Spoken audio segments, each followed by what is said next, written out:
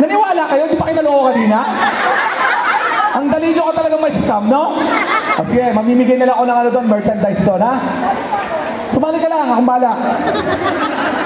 Suntukan lang to, kung sino manalo. Okay, ano pangalan? Jeneline Guzman! Ikaw?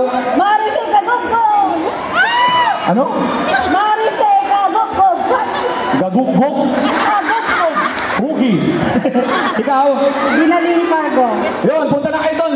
Kuha kayo doon ng merchandise. Sa dulo, yun, yung nakadalawa, ha? Okay? Okay, papalakpakan natin lahat. Panalo na kayo! Bigyan ito, kung bahala dito. Mga kaibigan, may show po ako next month, September 27, sa Sota Concert Hall.